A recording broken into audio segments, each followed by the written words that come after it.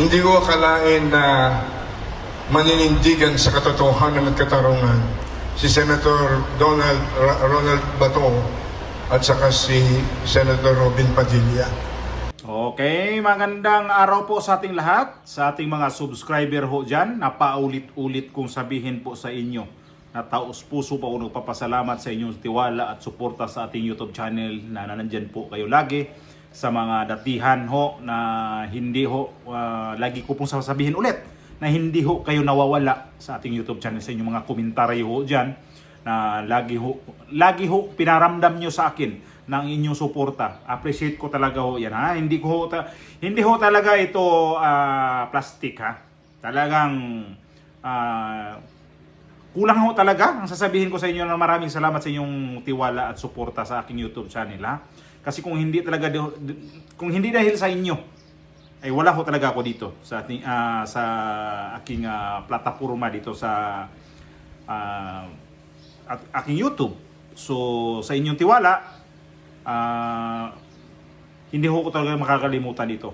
Sa mga DDS supporter, na kapwa ko DDS supporter na ito ngayon ang para sa akin ay sobrang dihado. Dihado ba? Tama ba? Dihado talaga ang mga DDS ngayon. Kasi kita naman natin kung ano nangyari ngayon sa Senado. Mula pa lang doon sa may House of Representatives, doon sa impeachment ang tinutukoy ko dito. Kung ano talaga ang nangyari doon. So dumating na dito sa Senado, mukhang madidihado lalo. Kasi unti-unting tinutunaw itong mga kaalyado ni VP Sara. Napansin naman natin, ito na ngayon, bago pa. Itong si Senator Bongo. Mismo si Pulong Duterte ang nagsabi dito na mayroon daw warrant of arrest, tapos may kasama pang dalawang dating opisyal ng PNP. Di ho pinangalanan yun, pero nakakuha siya ng info na mayroon hong warrant of arrest na lumabas na.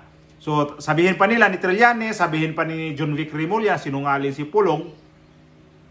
Bakit nung mga lumabas yung warrant of arrest ni Bato de la Rosa noon, nung November pa ho yun, di ba, na nilabas ng ICC. Sabi nila noon, hindi daw sigurado, hindi daw totoo yun. Ito na naman ngayon, naunahan sila ni Pulong Duterte na nakakuha ng informasyon. Sabihin na naman nila, hindi totoo, sinungaling si Pulong Duterte. Kapag magsalita ang mga Duterte, lalo na yung mga pamilya Duterte, nako, asahan nyo na talaga, intensity 9, parang lindol ang balik nito mga kalaban sa mga Duterte. Grabe talaga, sabi ko, sus, Ginoo ko. At ito nakita naman natin sa Senado ngayon, kung anong ginawa nila doon. Tutunawin nila ang mga kaalyado ni VP Sara. Kita naman natin itong si Villanueva, biglang lumipat. Pag-usapan natin ngayon yan. Maraming salamat, ha, sa Pilipinas, sa lugar diha sa San Carlos, Pilarhol, maadjong adlaw ni tanan sa mga kaigsuunan diha, sa mga kaparyente, mga silingan, mga bulanan na nag-migrate sa iba't ibang parte ng Pilipinas at iba't ibang parte ng mundo. Maraming pong salamat sa inyong suporta, mga kapwa ko OFW. Maraming pong salamat sa inyo. Okay. Ano to, ha? Wala lang ako ditong dito sa JIL ba? Itong yung kanina ba? Ano nyo yun? Si Eddie Villanueva. Ang layo, no, sa patakaran ng Iglesia ni Cristo. Ang layo. Noong itong i-play muna natin yung video. Okay, i-play muna natin yung video, ha. Panoorin nyo. Maiksi lang naman yan. Hilig maniwala sa sabi-sabi, walang bait sa sarili. Pasensya na kayo.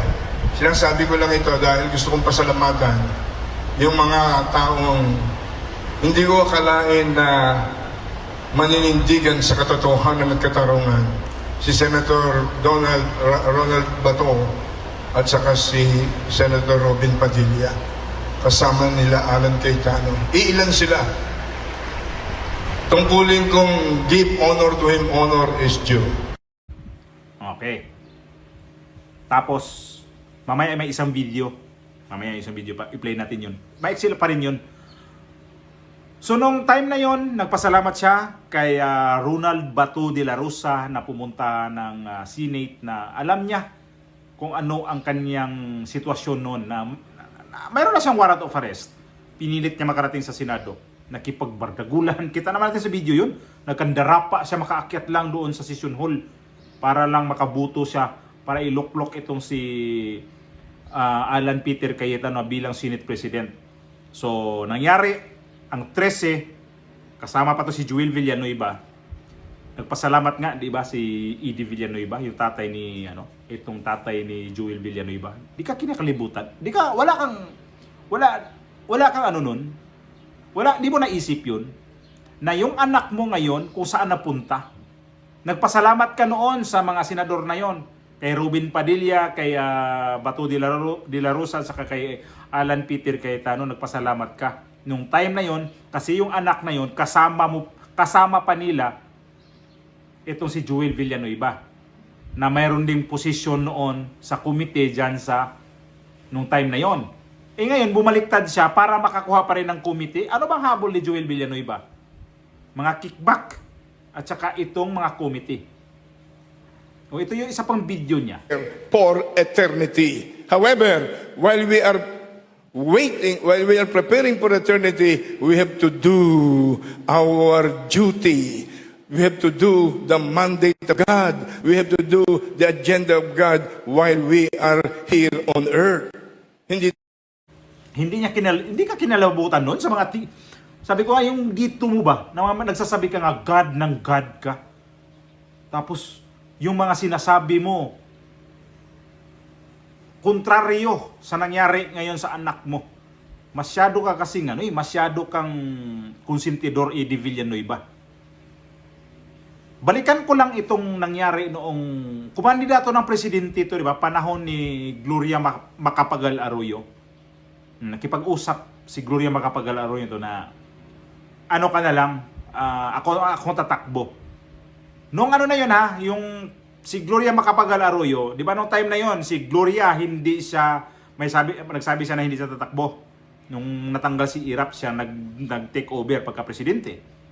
Pero nung palapit ang eleksyon, nag-declare ito si Gloria Macapagal Arroyo at ito siya si Edie Villanueva. Nalala ko ito kinakausap kasi kakandidato siya ng presidente. No. So, kinausap siya ni Gloria Macapagal Arroyo na kung pwede atras ka. Hindi ko alam kung anong offer doon. Kandidato ba senador o anong di ko na ma-recall yung mga pinag-uusapan nila. Hindi siya umatras. Tuloy ang kanyang pagkakandidato pagka-presidente. So doon pa lang, binalikan ko, tapos papunta ngayon kay Joel Villanueva, sabi ko, ito si Edie Villanueva, sobra talaga pala may pagkagahaman din pala ito. Mayroon kang sariling religious group, yung Jesus is Lord, na ang tawag ngayon sa mga tao is JIL pa rin. Judas is Lord. Yan ang tawag nila ngayon sa religious na to. Meron po isang nabasa niya, nag-post sa kanya social media na umalis dito sa JIL. Dahil sa ginawa ni Villanueva, na ikinahiya niya ito si Joel Villanueva. Itong JIL ang layo sa Iglesia ni Cristo. Ang Iglesia ni Cristo, mayroon naman din silang tao dyan nasa Senado ngayon, si Senador Marcoleta.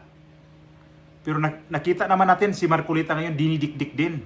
Talagang hindi tinantanan dito sa mga di ba? Mayroon na ring chismis na maglabas na rin ng warrant of arrest dito sa kaso nitong si Senador Marcoleta dahil doon sa donation nung panahon ng election dahil niya dineclare doon siya sa kanyang salin.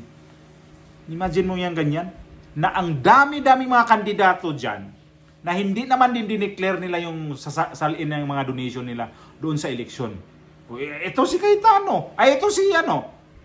Itong si Escudero. Ganon din naman ngayon si Escudero, ano nangyari ngayon lumipat na rin sa kabila? Nanahimik ang kanyang issue sa ombudsman.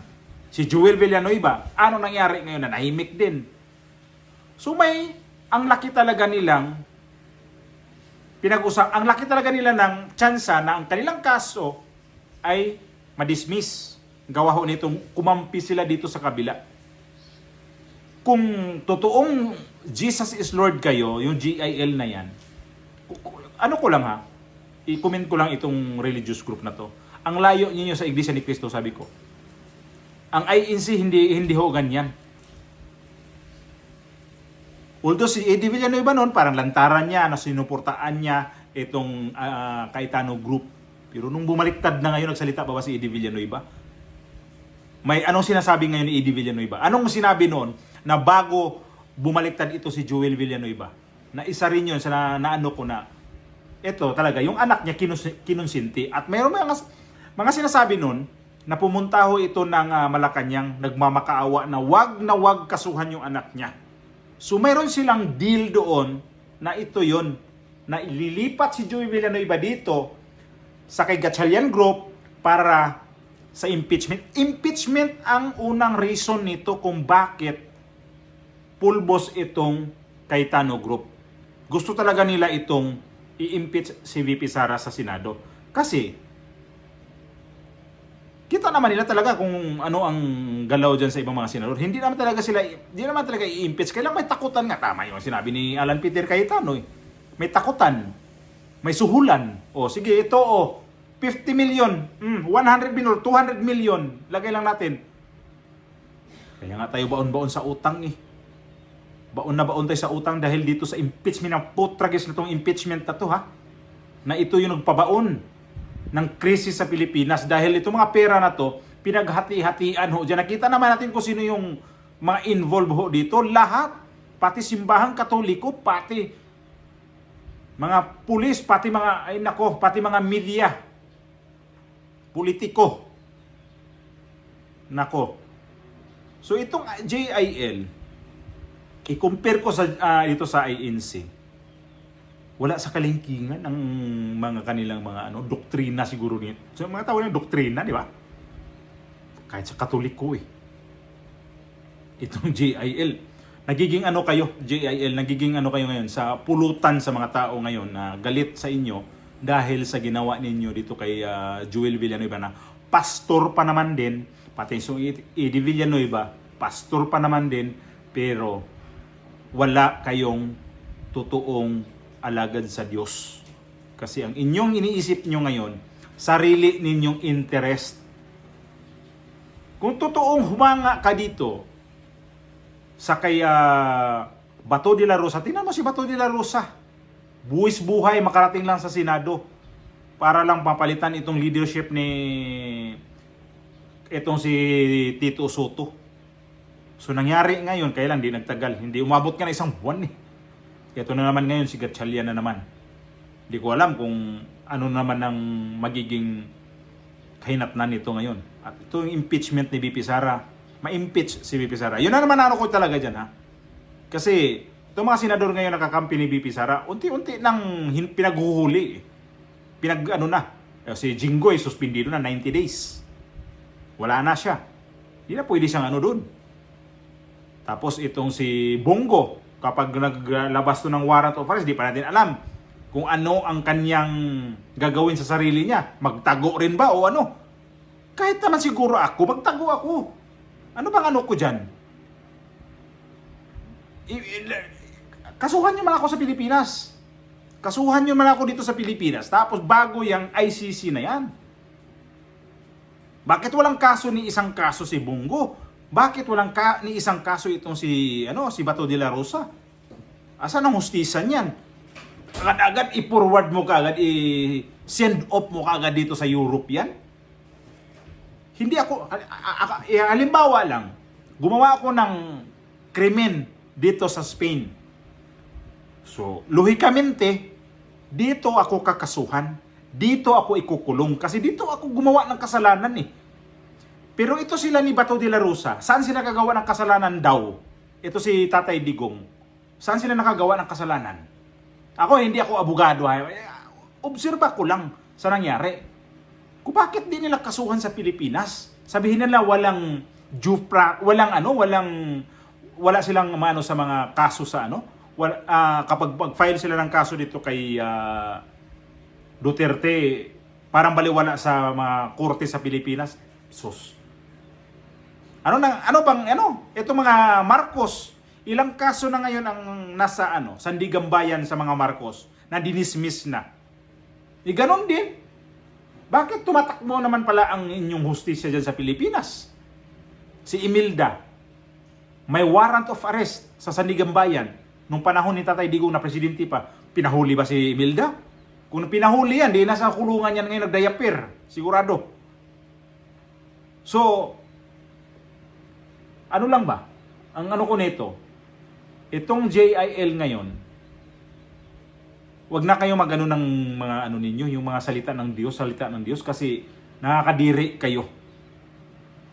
Kung sa iglesia ang ikumpara sa iglesia, ito nangyari ngayon sa iglesia nung atong nangyari nung nagsalita sila na ilabas ang katotohanan, transparency, justice, accountability.